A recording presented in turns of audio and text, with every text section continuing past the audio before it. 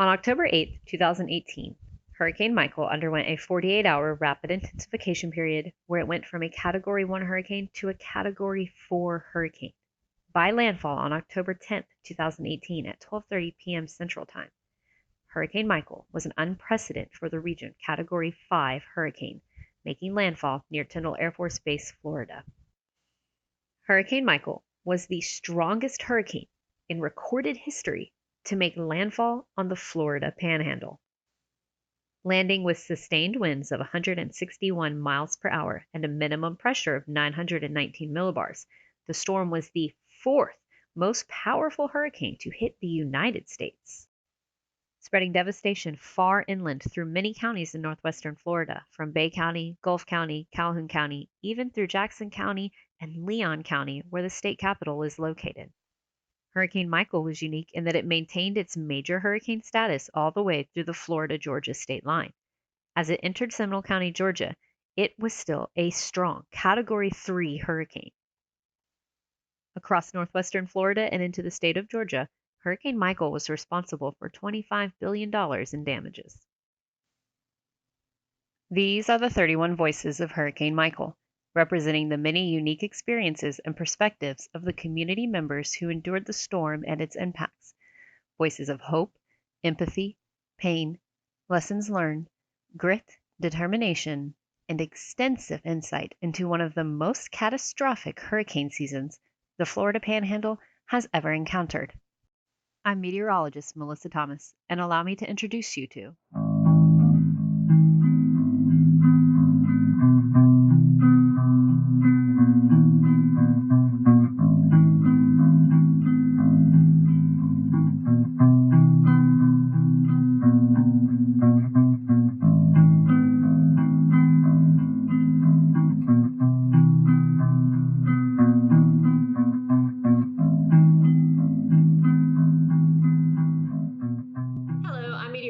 Melissa Thomas here with another one of the voices of the Hurricane Michael's Voice Project. A really, really important voice today I think you all are going to be excited to hear from and learn from. Today we're speaking with Justin Kiefer, the Chief Meteorologist who forecasted and was with you right through the eye wall of that storm making landfall in Panama City on October 10th, 2018, among many different meteorologists that were with you throughout that time. But we're speaking with Justin Kiefer today to get some insight on what it was like as a veteran meteorologist, as a chief meteorologist, as one of the local weather authorities to weather that storm with you. So thank you for joining us today, Justin. Melissa, thank you so much for inviting me into the project and for hearing at least my perspective and my voice of what happened leading up to and during and really following Hurricane Michael's impact on North Florida. So I really appreciate the opportunity to share some thoughts. For sure, I think that what you're doing and what people can hear, even if it changes opinions or it changes ideas or it prepares somebody for the next storm, I think that's a great thing. Absolutely. Awesome. So let's dig right into it.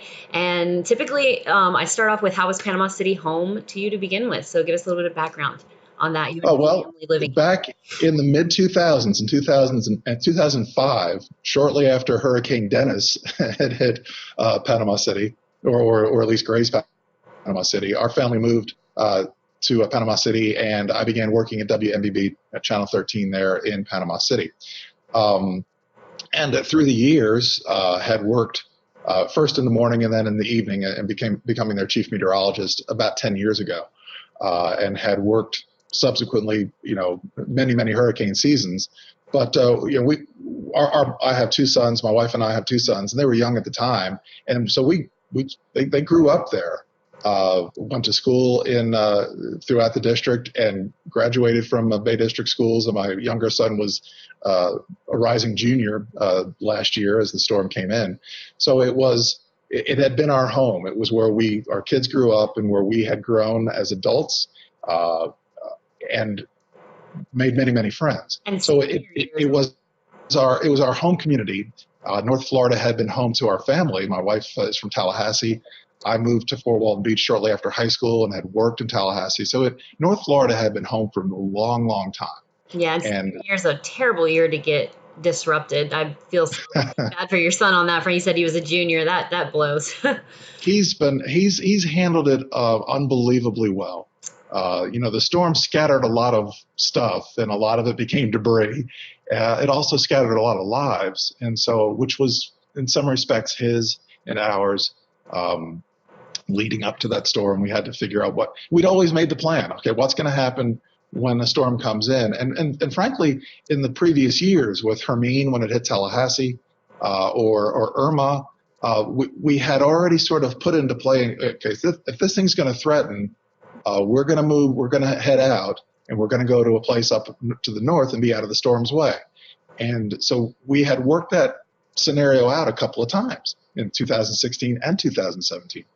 So when Michael was in its formative stages, and especially the weekend prior to October 10th, we had already made the plan that if this thing is coming where it's coming, we're going to get out.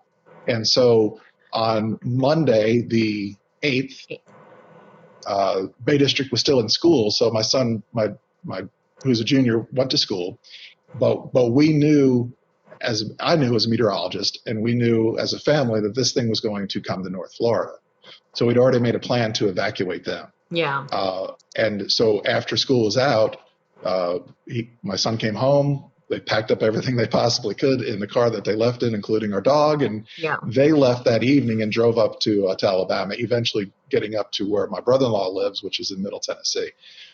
Having said that, we had made that plan. We had already agreed that this was what was going to happen.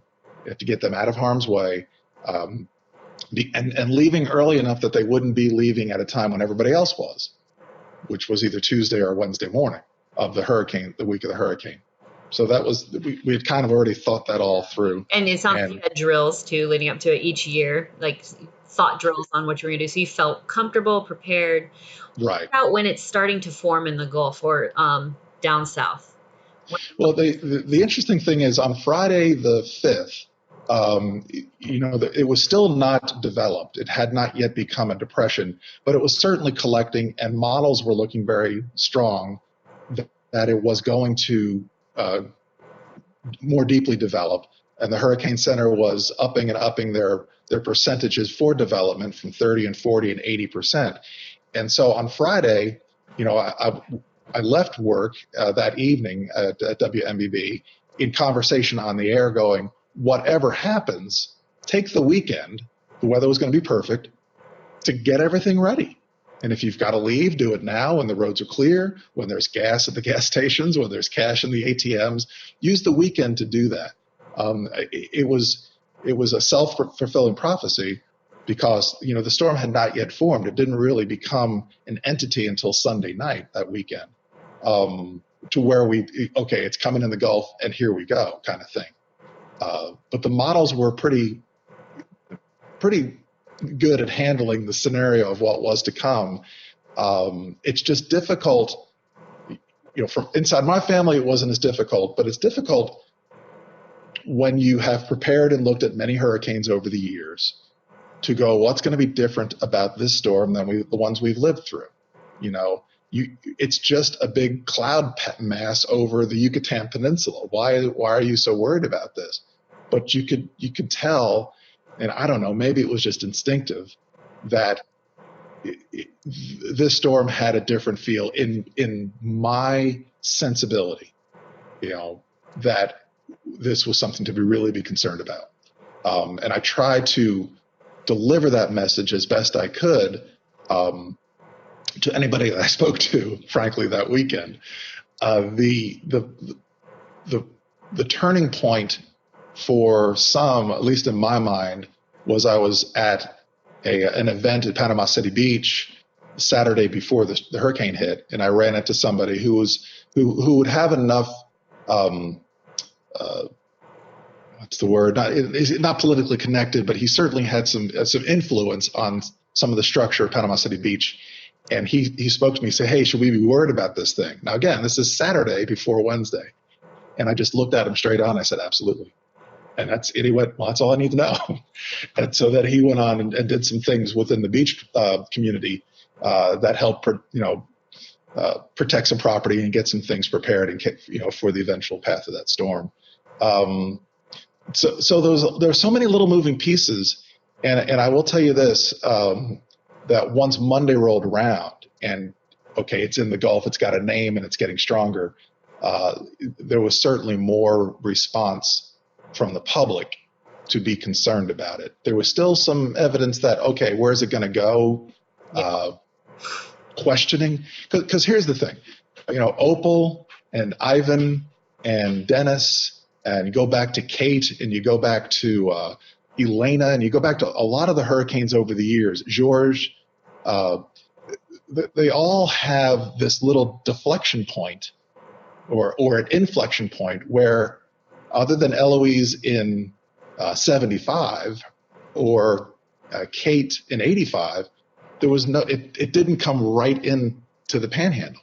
It always got kind of deflected over toward Cedar Key, if you will, or over toward Biloxi. And so the Panhandle had been protected over the years to some extent.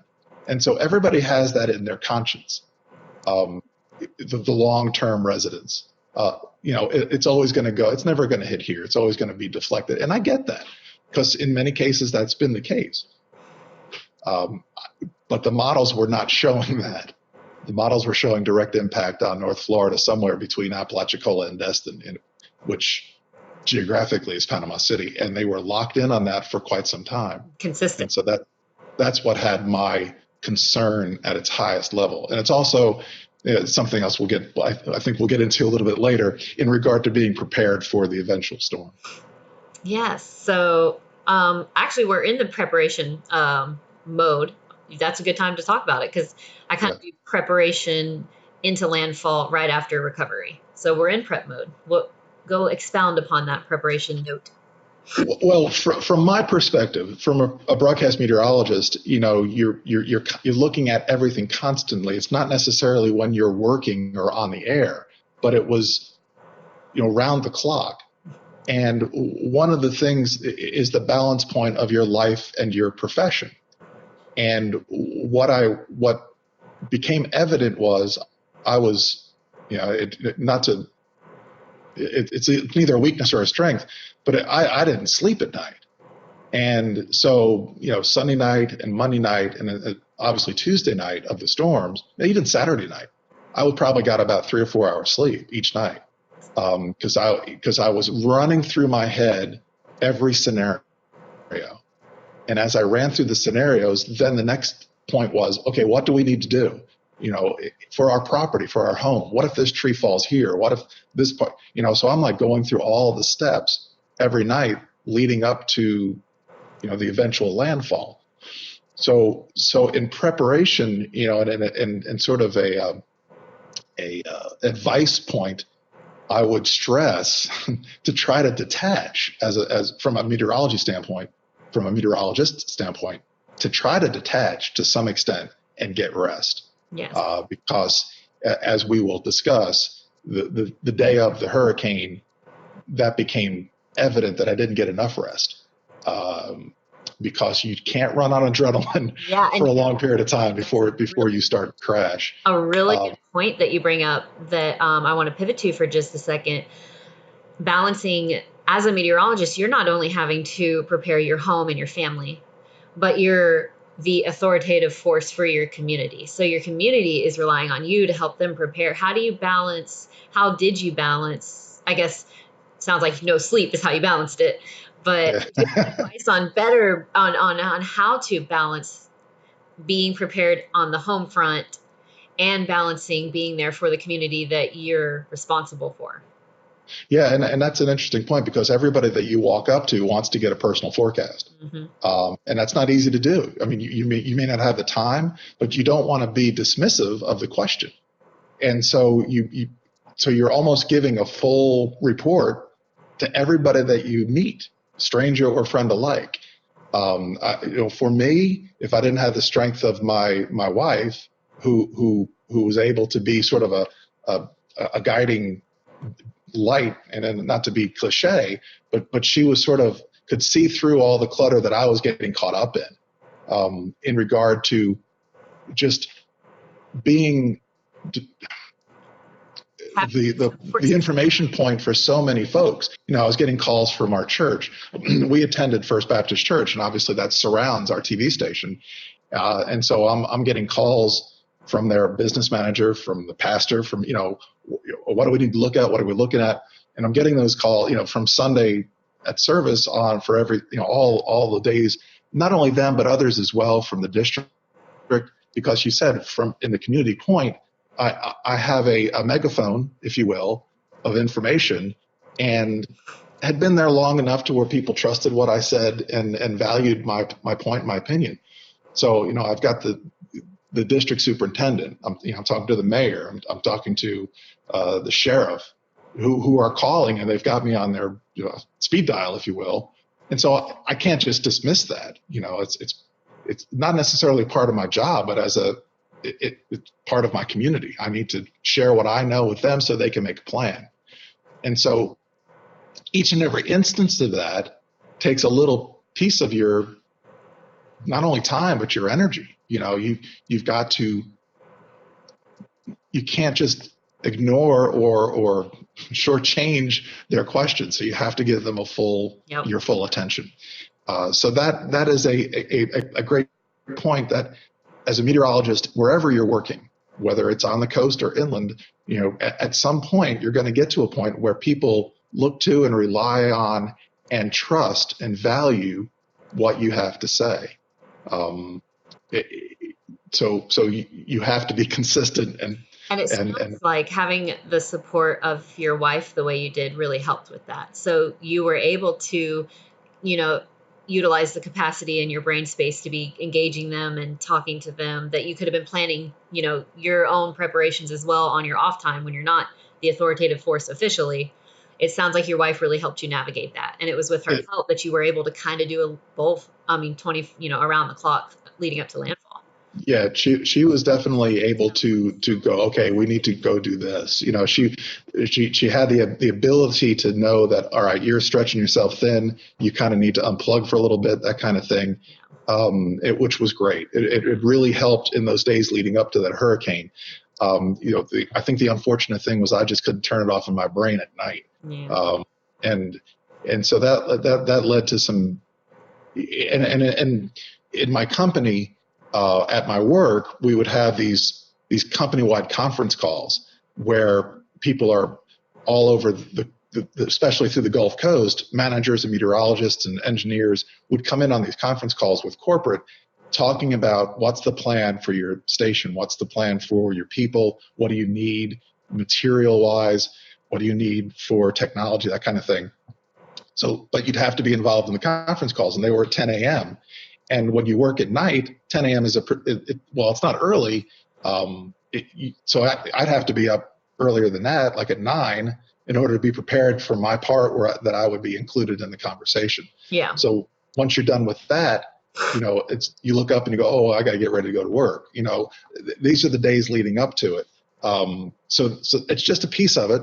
But looking back on it, it was like all the little pieces pulling your attention, your energy, your emotion in many different ways leads up to a point when the event is happening. Now, a tornado is one thing. If you're working and you have a big tornado event, you kind of know it's coming, or even if it's a singular event, it's short fused, short lived. Mm-hmm. But with a hurricane, it's 24, 36 hours of intense coverage leading up to the landfall, and you have to be ready for that. And I know it sounds trite, but I found myself not being ready. I thought I was. Well, it's like any profession that, from athletes to engaging your brain as a profession, for the big race day, they eat right, they sleep right. It's all about taking care of your body. And that's just the same with the profession that you're in. Here's one of the pieces that in preparation that takes away your energy. So my family had left the Monday before. So Tuesday morning is time for one of those conference calls. And while I'm on one of those conference calls, I'm looking at on my home computer all the models, and several of the models were showing this, what would eventually be Michael's intensity. They had very well accurately predicted what this storm was going to do just off the Bay County coastline. And so while I'm waiting my turn, I'm looking at these models, and I'm just, this is Tuesday morning, so it's 24 hours out. So the storm is still more than almost a day, 24 to maybe 30 hours away. Yeah. And in my stomach, I'm going, this is going to be worse than I thought. If the models are correct, and these particular models are sometimes a little overzealous with their intensity forecasts for landfalling hurricanes. But so in my mind, I went, okay, even if they're 10% off, even if they're 20% off, it's still forecasting a Cat 5 hurricane. And so so on Tuesday morning, I was like, we're not ready. Even as much as we prepared, we were not ready. And so then once I got off that conference call, I started looking around my house going, what else do I need to do? So I spent the next hour and a half securing more and more stuff on my property, looking at things that were going to become projectiles, looking which direction trees were going to fall. And if the eye of the hurricane was going to hit to our east, would the trees land on my house? Would they fall across the street? I'm like eyeballing everything at this point. I'm throwing stuff in the pool so it wouldn't blow around. I'm tying stuff to trees that I wouldn't normally even think about, because I knew at that point it was going to be awful. You would switch to an entirely different mode of preparation. It was an absolute whole different level. And then I got because then I thought, and this may sound weird, but I was thinking, all right, if a tree comes through my house and it hits over here, I'm going to lose all of my work clothes. I know this sounds weird, but I thought, well, I don't want to, if I have to go back to work, and it's as bad as it's going to look, I don't want just one suit. So I put all of my work suits and my shirts and my ties, and I put them in my truck. And so then, my sort of evolving brain was, well, what else do I want to pack out of here? Because I don't want rainwater to ruin things. So I'm like putting things in my truck, all papers and paperwork and files. And so all of a sudden my truck looks like a storage unit. And so after I had filled that with all of my things, then I go, okay, now I'm going to go to work. And so this would have been about noon on Tuesday prior to landfall. So I got all my things in my truck. I've locked up the house. I've got everything battened down as best I possibly can. I get in the truck and I'm pulling out. And I look in the rearview mirror of my truck and I go, it's not going to look like this.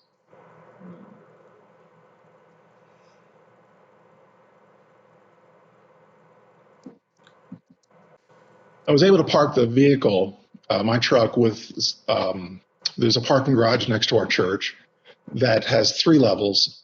And so I knew that the first level wasn't going to be good because it would probably flood. I knew the top level wasn't going to be good because you never know what's going to blow up there.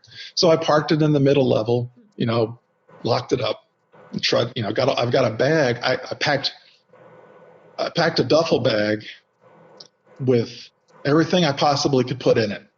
And so this is when all the years of hearing these stories. So I've got the steel-toed shoes and the hard work boots and durable pants and everything I could possibly bring in that duffel bag that I wanted to have with me. And then I brought all of my suits in and went into work. And so it looked like I was moving, if you will. And so that was, if you think about the Tuesday before the hurricane, the weather's great. And so I get everything in there. It's 12 o'clock. So now, and I think back now, I've done all of this stuff in the morning. I've barely got any sleep the night before. And I come to work and I start working at 12 noon or about 1 o'clock and work 12 hours because we're in continuous coverage at this point.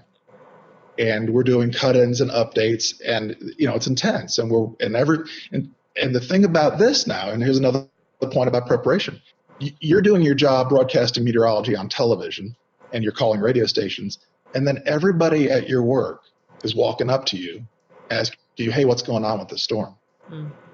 And so you've got to redo it over and over and over again, and you don't think that it's taken out of you, but at the end of the shift, when you're trying to at least get some rest, it's still you're still going through everything through your head. You're wired. And so absolutely, and so by 1 o'clock that next So from 1 p.m. to 1 a.m. was the shift, and then the morning meteorologist Ross had stepped in to kind of go through the rest of the night, along with some other, we had a meteorologist down from one of our sister stations who was helping out.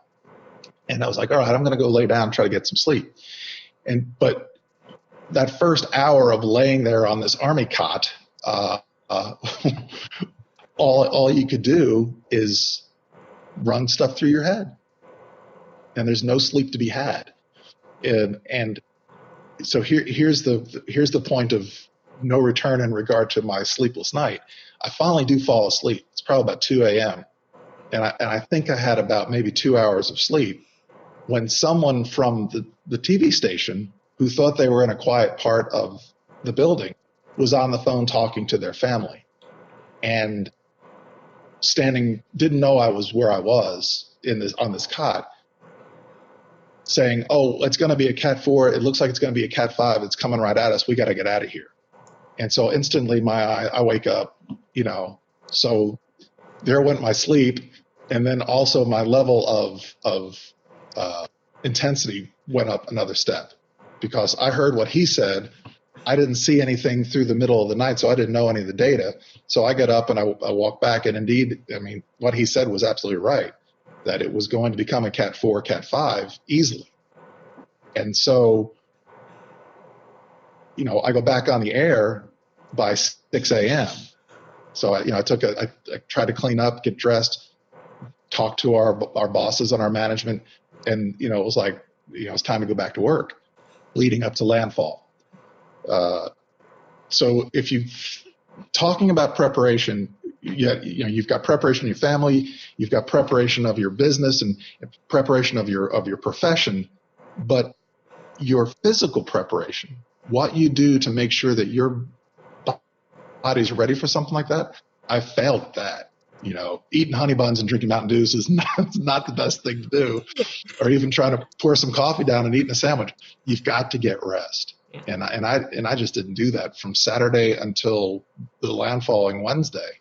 The most I ever got in a given night was about 4 hours, and the night of the hurricane, maybe 2. So I was really running on no sleep, which we still did what we had to do, and the professionalism kicks in, but your body and your mind especially is not ready for the stress that's going to happen as that hurricane came in. It's very, very, very important advice. Yeah, I can't imagine. And I'm sure even just giving that advice, and that's probably, as way easier said than done, but very, very important to hold on to if anybody faces this as a forecaster in the future. Because our physical location, we were in that western eye wall for about 2 hours. I've got several friends and people that I know and acquaintances where the eye passed right over them. They were in the East Bay, over toward Plantation Point, Callaway Point, and I know some people who were on Tyndall Air Force Base at the time, the people in the Air Force, that 20 minutes where it didn't blow, at least you could breathe, at least for a moment you could just release your grip. Regroup too. Yeah, regrip. So, but for everybody else, yep. Who's for Mexico Beach or for Port St. Joe or for Panama City and the areas on that western eye wall up to Lynn Haven, you never got to let up. And that's like, physically, it's one thing, but mentally, it's to have to live with that sensation, like, okay, is this the gust? Like you said, and I did that constantly during our broadcasts.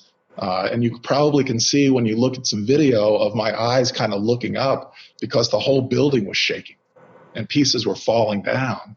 And I'm thinking, okay, is this the gust where the roof comes in or goes off? Is this the gust where our little tower fall? That's constantly on my mind while we're broadcasting the landfall of this thing. And I'm thinking, what's going to happen here if A happens or B happens? So I'm like plotting it out, planning it out, all the while we're broadcasting live, and we're doing it for 7 hours from 5, 6 o'clock. When Ross was there as well, he was on from 1 to when we went off the air. It is. It's exhausting is not the word. It's so draining to constantly be in that point of sort of self protection. Fight or flight. Yeah. Yes. Yep. And that is, I think, post storm. What that PTSD is a real thing with storm victims. That because you have drained your emotions so much that that part of your psyche is not rebuilt yet, So anything can make that happen, to where you relive it, you go back to that moment, that kind of thing. So, that kind of takes you up to landfall. And I know the moment where it hit me like a ton of bricks was when the National Weather Service in Tallahassee issued that shelter-in-place high wind warning for East Bay County, for Gulf County, which is typically saved for tornadoes. I only saw it one other time with a hurricane, and that was Hurricane Charlie in the Fort Myers area. It's a very seldom issued warning.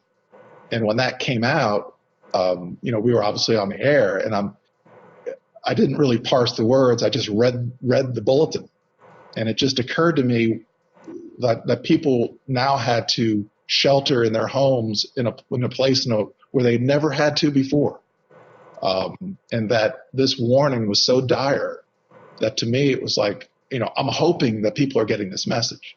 It was like 9 or 10 o'clock that morning of October 10th. So I was like, I just hope they got the message that they have to get to that interior hallway in that closet, or, get to the bathroom, do something to get away from what could be a collapsing wall.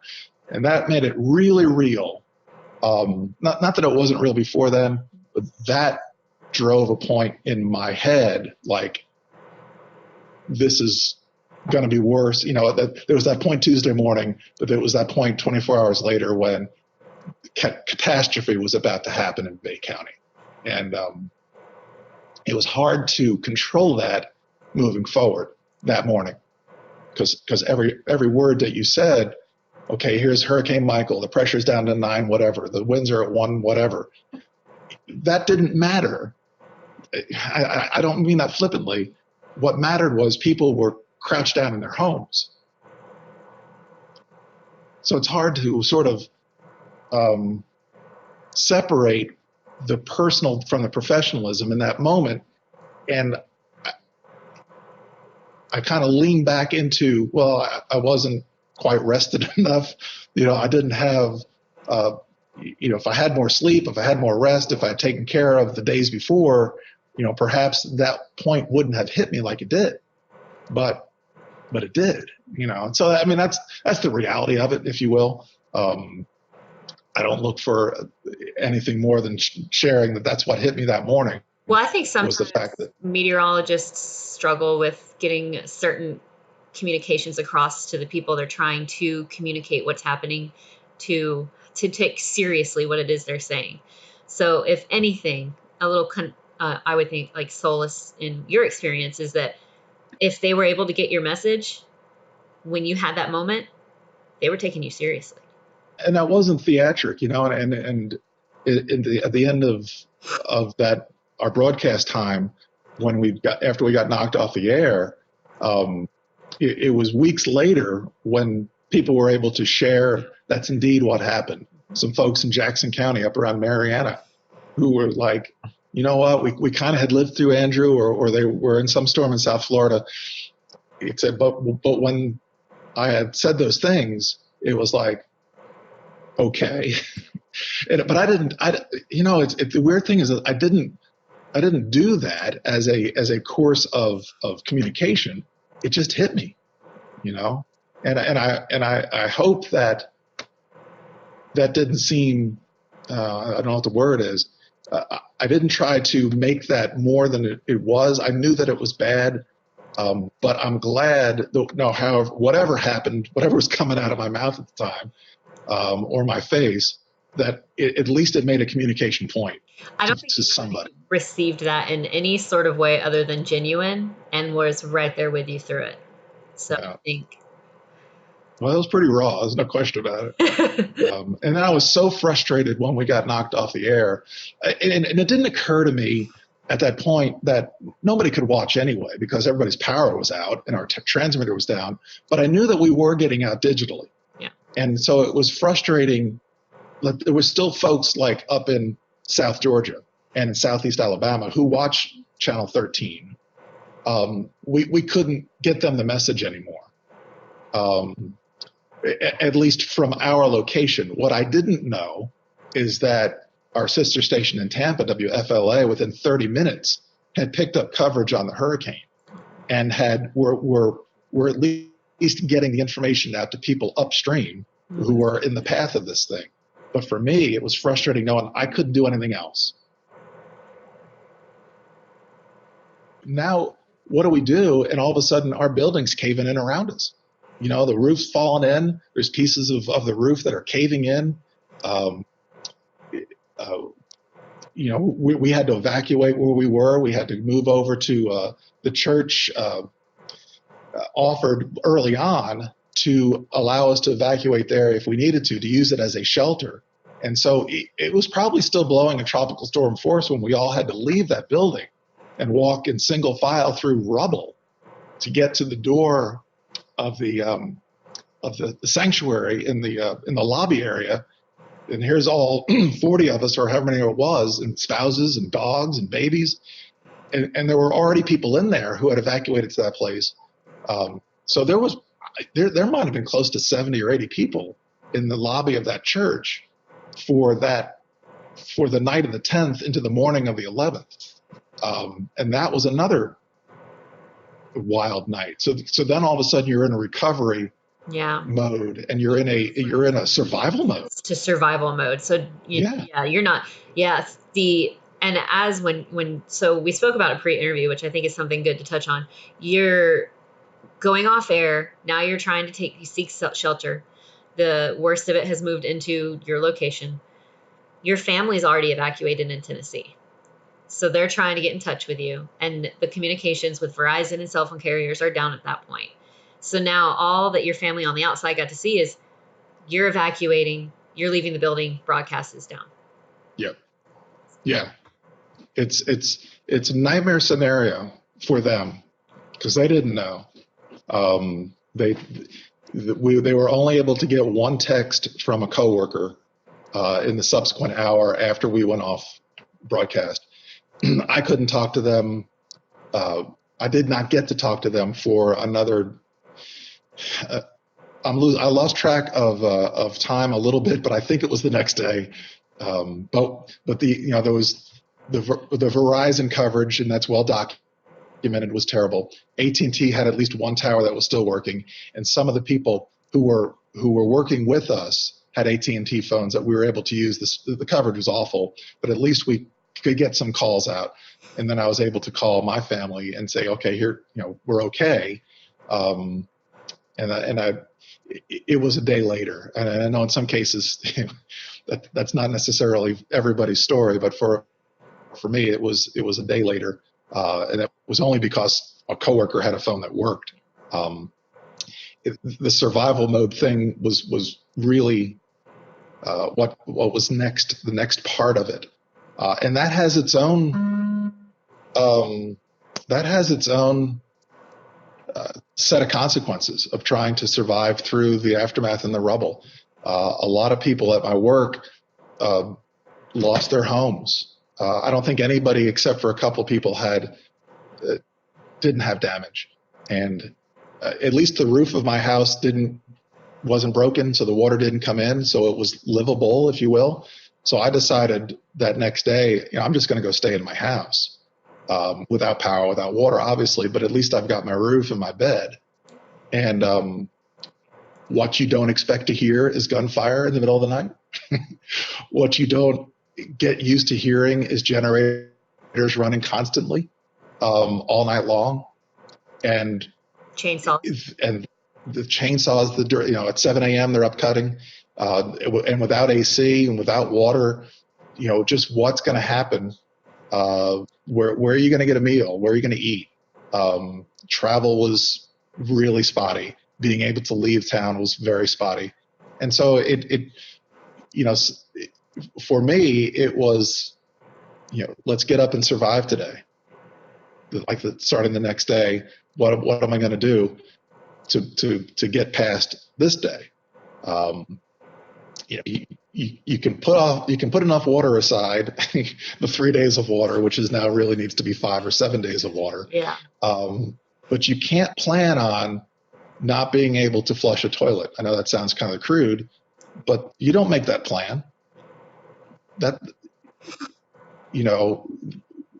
Fortunately, I had a pool in my backyard where I could take that pool water and use it at least to flush a toilet. I know it sounds pretty rude, but it does. Yeah, no, the utilities in Callaway, Yeah. they even toilets that were able to be flushed, the utility services were telling people, do not flush. Our Nope, services cannot handle it. can't We handle it. have to repair. Even if you can't flush, don't back us up. We're trying to repair.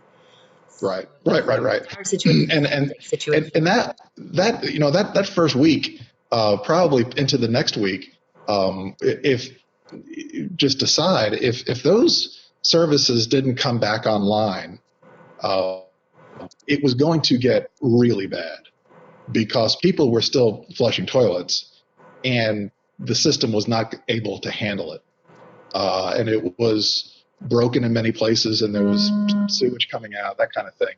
It was very close to even unimaginable issues if they could not get the lift stations working and the actual physical treatment plant up online.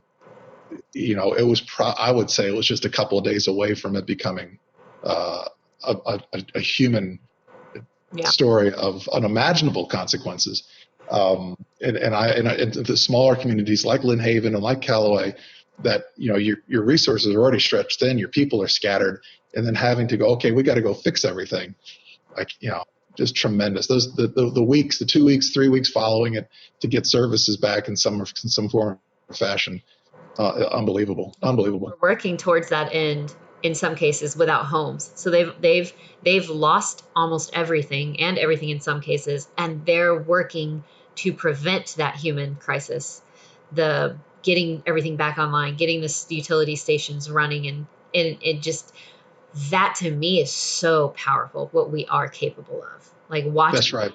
watching everybody get, because we don't realize the conveniences of society that we have and how much it takes to keep it running and how fragile it is until and that can never be taken away from the people, of the 850, of Bay County, of Gulf County, of Calhoun County, of Jackson County, Seminole County, Houston County, Alabama.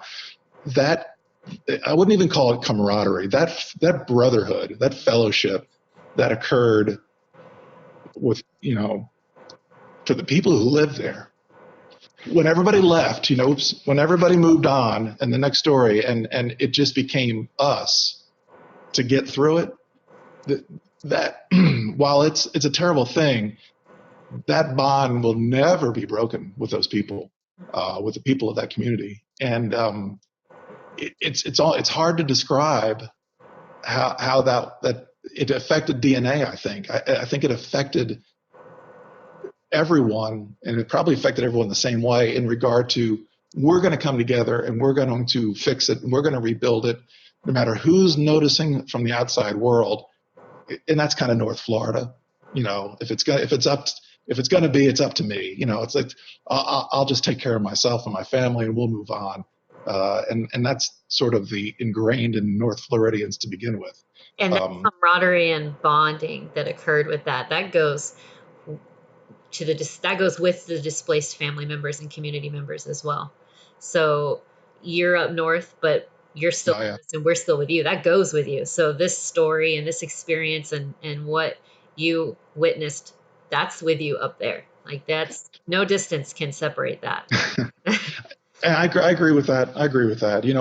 When the family evacuated, they moved to an area of Tennessee, and kind of, rather than evacuated, they then relocated, and then they settled because of just the family situation as it was with my sons and my wife. It became, they moved there because we were trying to rebuild our home. The schools were so disrupted, and my son was at a crucial point in his high school career that he was like, we got to move forward and with high school. So that sort of led to the sort of domino effect of, okay, what do we do here in regard to what I do? And in order for our family to get together, I was going to have to move because they weren't going to be able to come back right away. And you were working for a little bit. So before we get to that, when you're living day to day, let me survive today. You're waking up, just going to survive today. Right. How long did it take before you were back at the station? Because I remember you guys were doing as soon as you could, like these in front of the station on the parking lot stories and right. news coverage. So there were huge piles of the roof of the church next door all over our building and all through the parking lot. There was one section of the parking lot that wasn't covered with debris, and they were able to push some of that metal back, and they created this outdoor little set. And so I think it was by Saturday after the storm, we began to do a parking lot newscast, essentially just for digital, because our transmitter had not been repaired, so we couldn't broadcast over the air at that point. So we were producing this newscast, if you will, getting some stories from out there. The reporters were going back. It was really basic. And then we were just inviting people on. And wild to see as someone watching it from the outside, just your newscast crew that you have watched your whole life in the parking lot talking to you. Yeah. It was surreal. It really was. And one of the points where the surreal became real was as we did that for about a week. And so, we're talking mid-October, so the days are getting shorter. And the dusk to dawn curfew was still in effect. So we'd get through with that broadcast. They were starting it at 6, and so it was going till 7. And so the sun's going down. And so, dusk to dawn curfew is in place for a reason. And so the nervousness of people leaving there after dark and going to wherever they're trying to stay, and all, the roads are really crowded right before the curfew would begin, like just before, like from 6 o'clock to 7 o'clock. And so it wasn't easy navigating around town after dark. Street lights are out. There's no traffic lights, and you've got police patrolling, and there's a curfew in place. Yeah. You don't think you have to do that as you do your job, but it became, so the surreal became the reality of, whoa, this is real. To leave here and go onto a street you don't recognize because of the debris.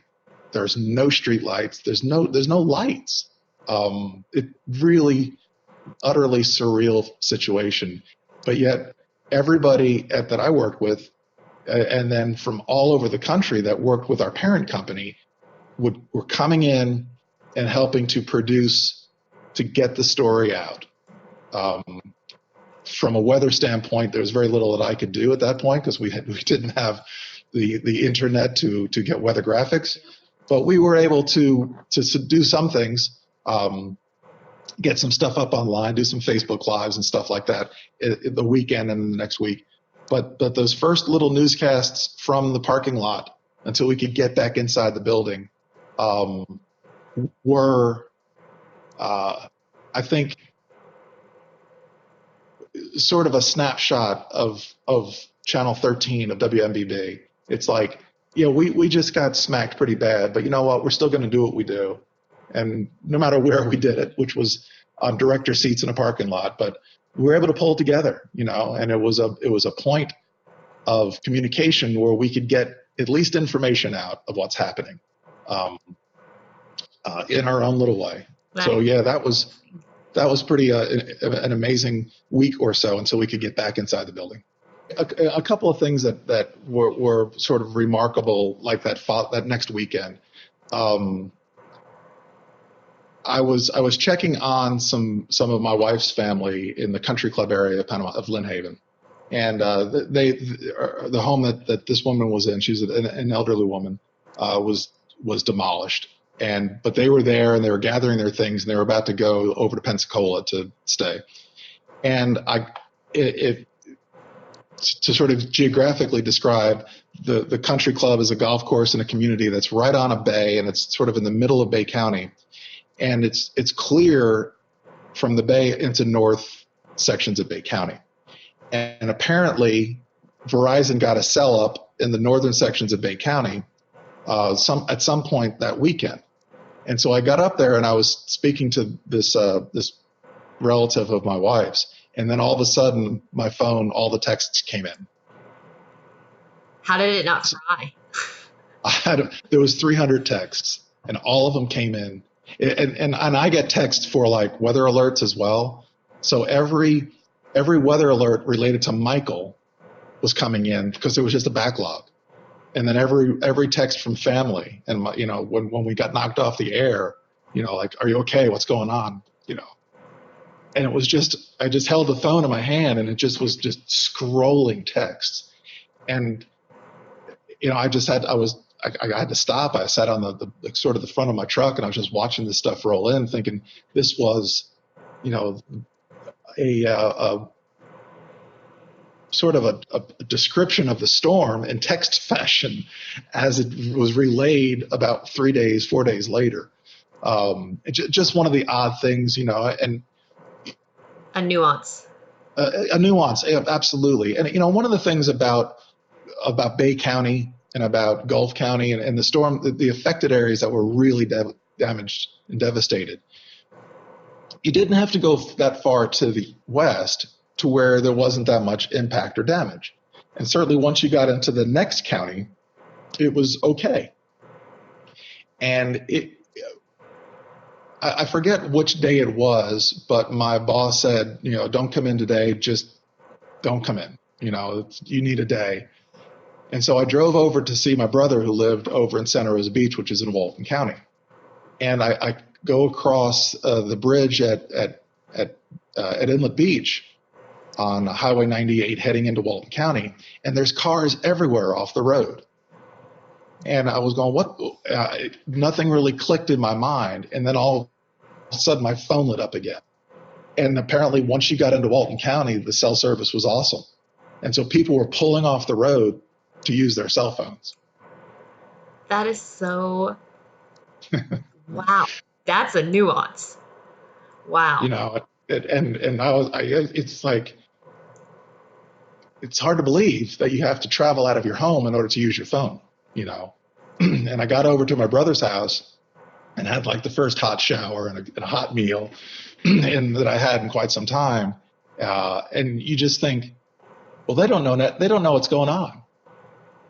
They have they did, but life there, we were over toward Destin, and life there was just going on. It was still, a beautiful mid-October day in Walton County, no problems here. And then you drive back and you get over the Hathaway Bridge and you go, oh my gosh, so it's an amazing, that stretch of road between Panama City Beach into Walton County, where you go from utter devastation toward the Hathaway Bridge to the Emerald City of Wizard of Oz over at South Walton. That was a real eye opener, because you think everybody's going through it. You just think that because you are and your friends are, that everybody is, and the fact is that it's just you. It's just you and your friends and your family and your coworkers and your community. But to the east and to the west, life moves on. And so, shout out to Florida State University on that front, because that's what I had to swim through. People got back to class, people got back to deadlines, homework, tests, get back to work, pay bills. And I'm, a couple weeks out, still realizing my home's flattened. They can't flush their toilet. It was so surreal. And Florida State University, the faculty, my professors, the TAs, my fellow students that were sitting next to me that weren't affected at all, they were very sensitive to me. and very That's good. supportive and very, if it wasn't for them, I don't think I mean, it took me 10 years to get my bachelor's degree. So my family was like, no, you are not dropping out and coming home. We'll figure it out. You just keep studying. And I had to swim through it. And I could not have done that without Florida State's university support. But I did That's feel right. like an alien on another planet because Yes. I was I was wading through all these people that they were just so aggravated by these little weird things that to me now, knowing what I knew about home and what was going on, I tried not to hold it against them, but I wanted to Yeah. scream, my home's threatened. How does You're, it feel? I mean, that is so 100% right. And living in the ground zero, if you will, but in the strike zone, without food or water, without water and electricity. So then, food became an issue for the folks who were there without any resource. And so knowing, Mercy Chefs, which is a nonprofit that provides food, and they're still there in Bay County. They're still making food for families in Bay County a year later. That was the only hot meal you'd get. Um, and it's like the best food you could possibly eat. And when you like I said, I would go over and visit. Like a sort of 3 or 4 weeks later, I went over and visited my brother-in-law and my brother, and they're kind of sort of picking through their food. I'm going, are you not going to eat that? It's like you go from this excess of life to having very little and having to rely on the compassion of strangers, like you said, the compassion of your faculty. For me, it was sort of the compassion of my immediate management and the ownership of our station and our group that had the compassion to go, you know what, you need a day, just go. Or The days, in my case, it was, you know what, you need a relocation to be with your family. yeah, Let's work something out. that is awesome. I know with Florida Yeah. State, with the same thing, just that compassion. I mean, there was a couple deadlines of essays and tests where, without batting an eyelash, professors and TAs alike were like, "Whenever you can get it to me." Because there were days Nice. I didn't feel like I could get out of bed. Like Right. I was struggling making things on time, and they just, without batting an eyelash, they were like, "No, just get it to me when you can get it to me. We got you." With it, just like it didn't even. I guess it helped studying under meteorologists. It helped. They probably have a Yeah. little more empathy than most programs would have. But it was very. You're right. Yeah. It's great for them, and it speaks highly of that department. I'm connected with them for a long, long time, and it just speaks really deeply to what they're committed to the students and to the FSU community in large. Um, it, it speaks well to how they, a lot of times you don't think that faculty is looking out for the student, that they're just, but when the crisis like that occurs, it speaks well to their humanity, is what I guess the point, which I think is part of the FSU motto. Isn't that one of their the Latin words in the scroll? Anyway, So they lived by it. yeah, and then that's great. They live, they put not just words and deeds, which is a great thing. One of the things that I wanted to touch on was the years leading up to October 10th, 2018. So, like I said, it was 30 years as a broadcast meteorologist. You have a certain ability that you can provide a weather forecast. You can produce a weather forecast. You can communicate that to the public, and then you become somewhat of a station representative, and you do things in the community and things like that. So you have the ability to do that. And what all that experience leads you to be able to do is to respond to the event. And I tore apart the word responsibility a lot since the storm, and it's your ability to respond. I have a different definition of it in my head now. It's not like, oh, it's my responsibility to go do this work. No, it's your ability to respond to these situations that you are put in, that's your responsibility. You need to take your gift, your talent, what you've learned, and use it at a moment in time when it's necessary. And it may never come. Again, 30 years went by before this storm. Certainly there were others, sort of tangential tropical storms and hurricanes, but everything that I did, everywhere I've been, every forecast I've made was leading me to that day. And so then what I did in retrospect was just respond. Everything, it sort of react and respond, but it was my ability to respond that I think what was important, and looking back on it, it's what I don't want to say defined what I do, but because I've always had sort of this inclination of, why am I doing this? Why am I on television doing the weather? And then that day was like, well, this is why. There was a point in time about 10 years earlier when there was a tornado, and I was again doubting why I was doing what I was doing. You always get self-doubt that, well, is what you're doing important? You kind of, whatever profession you're in, I think there's a thing that kind of clouds after a while. So, is what I'm doing what I'm supposed to be doing? And about 10 years earlier, there was a storm that came in off the Gulf. It was a spring storm, and there was a big water spout, which became a tornado. And from the looks of radar, that storm appeared to be headed toward Petronas Elementary, and then eventually Breakfast Point School. And so we were on the air broadcasting with a cut-in on this tornado.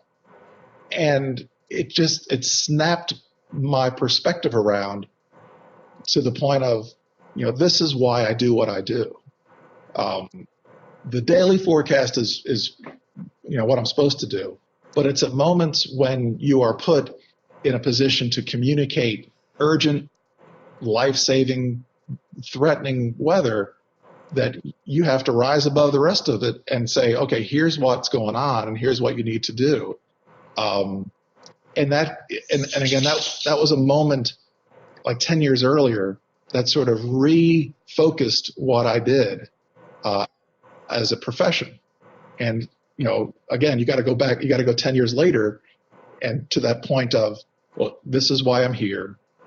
This hurricane's coming in and I've got to do what I need to do to provide the most clear, concise, important information that people can plan on, can do whatever they need to do with, whether it's evacuate or hunker down or whatever. So I had to rise above the clutter of the everyday stuff to focus solely on what do I need to do to provide the information with this hurricane. And I'll go. I know that sounds. I don't know how that sounds, but that. No, it sounds awesome. As I've looked back. Yeah. At that day, those are the things that sort of bubble up in my remembrance of the event is kind of the why more than anything else.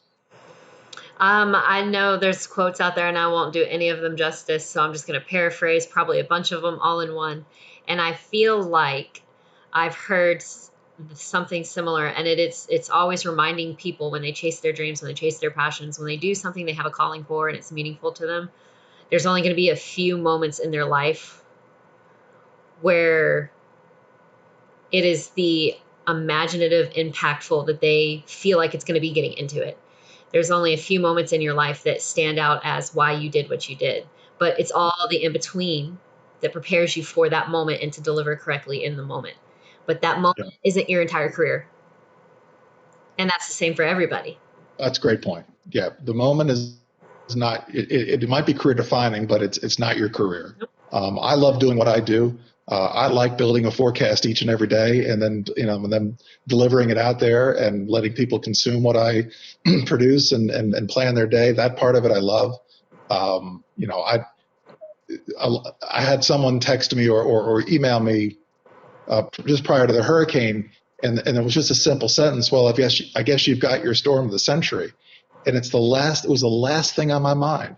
I didn't, the notoriety was the last thing that I cared about. What I cared about was, okay, what do I have to do to get this message out there to the people who watch and trust and tune in and do all those other things that we hope they do with broadcast television. And take care of yourself and your family through it.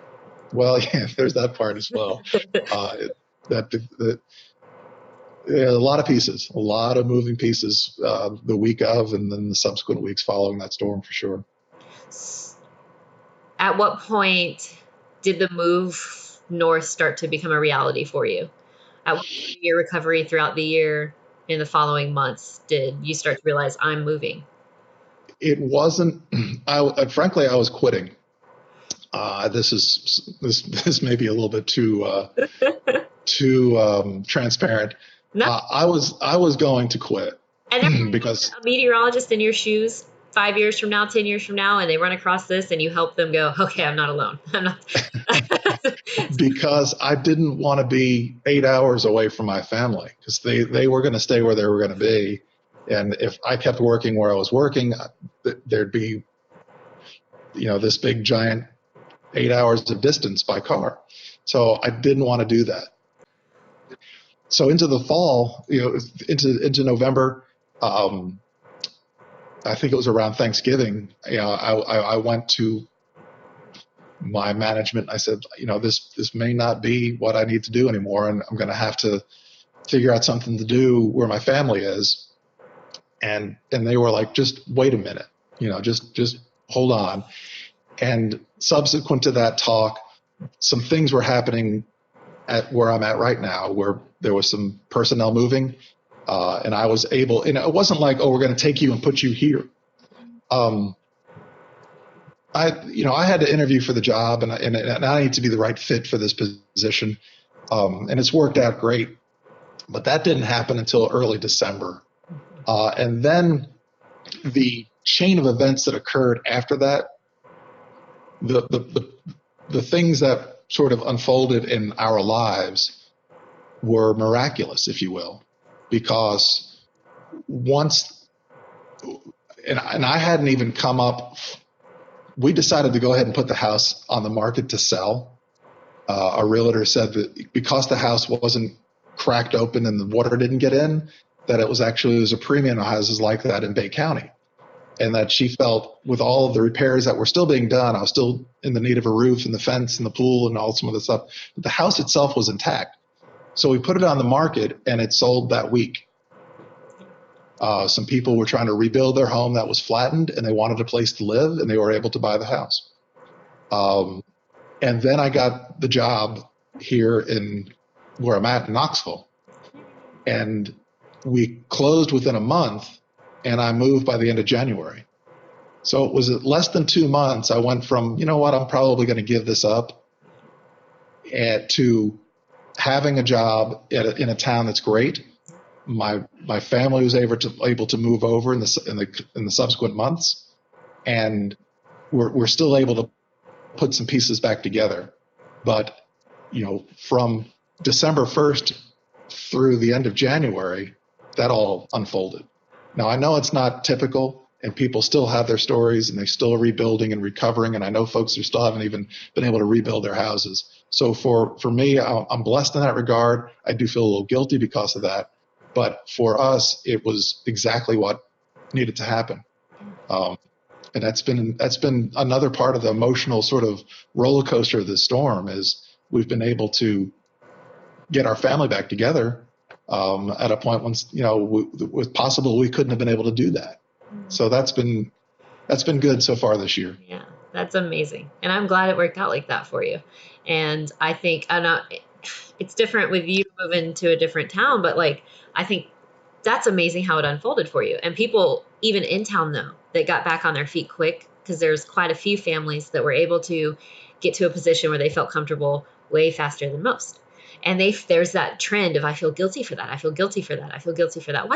Why that, as much as I know it's easier said than done, but we have to mitigate that guilt as much as we can, because at least for the people in town as well, and for you to communicate what happened to other communities that you come across, and to carry Panama City and Bay County and the northwestern counties that went through this, It's vital that the community members that could get on their feet as fast as they could did Yeah. so to help the rest of the community. It took those relatively faster recoveries to pull everybody up with them. So that's why I try to mitigate that guilt wherever I can. When people express that to me, I feel guilty because I didn't get it as bad as the next person. Well, you got to get on your feet sooner to pull them up. And the community needs that to get back to where it was. Oh, that's an awesome perspective on that. I think you're absolutely right. And the leaders of the town in Panama City and in Mexico Beach, I know the mayor there. It has been. I can't imagine, being in charge, being either an elected official or an appointed official, but knowing that these towns and these people, it's not just a point on the map. It's a person. It's not just a street address. It's a house, and to be able to take care of your own stuff, which most everybody had to, and go, you know what, I'll put that off, and I'm going to help you, or we're going to do this together, kind of thing. That's the enduring legacy of the folks of of North Florida, of the 850, if you will. I still have that as my area code. I didn't change my cell phones. It's still 850. So Go strong. Gotta drop. so it's a remarkable perspective to have, to say, you've got to put aside that guilt and just you've been able to move quicker to recovery to help others. I think that's an important point. Yep. Awesome. Well, thank you so much for taking the time to speak with us today. Before we wrap up, is there any other highlighting moment that you can think of? It's advice, or maybe anything before you get off and then you're like, dang it, I wanted to say that. Well, it has to. I got to go back to the week following when there's no water, no power. But my neighbor, who had the generator going, he fished nearly every day, and so he had a freezer full of fish that was thawing out because some of the things he couldn't keep plugged into the generator, one of which was his freezer.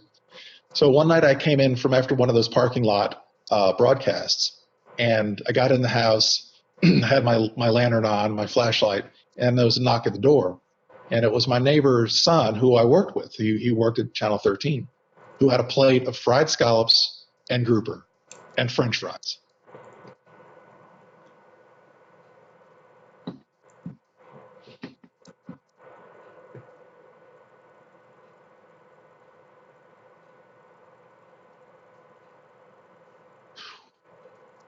It's powerful.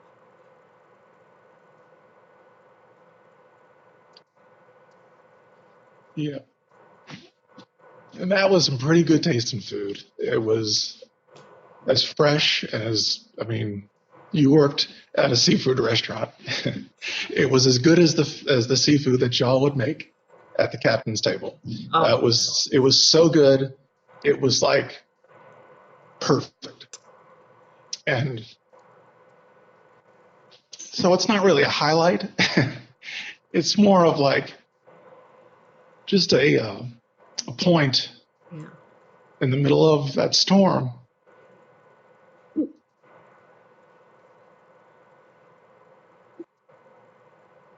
Like a really warm spot in a really cold situation. Right. Where the word neighbor, the word neighbor was defined. That was important. There's still a lot to unpack, and some of it may never get unpacked, if you will. Yeah. But my hope is that the rebuilding is more than just sticks and stones, Yeah. And that that the recovery is more, the emotional recovery along with the physical recovery and the rebuilding is lives along with the physical parts of it. That is, I hope that happens sooner for many folks. Um, And just because you relocated and things fell the way they did for you in such an amazing way, and does not mean that you didn't carry some recovery with you, a lot of recovery with you too. So, and that's, I think, an yeah, important point for displaced families watching this as well. Just because you're in another town that's unaffected, in a home that's unaffected, and you are like feeling out of it, you're not out of it. And you have much recovery to take seriously for yourself as well, and to yeah. allow yourself to feel. Well, I appreciate you giving me the opportunity to share a few little nuggets from the story, I was and blessed to reach I out to hope, you and yeah. lay out the carpet. I didn't want to come across like I was asking you to do this, but I said you were my first professional meteorology mentor, and so I just want you to know, if you are interested in it, you are welcome to join. I was so nervous to say that, but I wanted you to know the welcome mat was out for you if you were interested. But being sensitive of asking such a personal, story from someone, and I'm so glad that you responded the way you did. I mean, and it blew me out of the Well, water. I was playing cool on my text, but I was running around my home just screaming it to anybody that could hear. well, I'm proud of what you've accomplished because you are the atypical student in regard to meteorology, and I'm glad that you plowed through it and kept your head down and finished. And I'm glad that we had our opportunity to, as an intern where I worked. A short period of time that was, it was great, and I appreciated the opportunity to give any insight that I possibly could to your project. I'm super excited to see how things unfold, not only for this, but in your career as well. Well, thank you so much. And Panama City misses you as Thank dearly, you very much. dearly.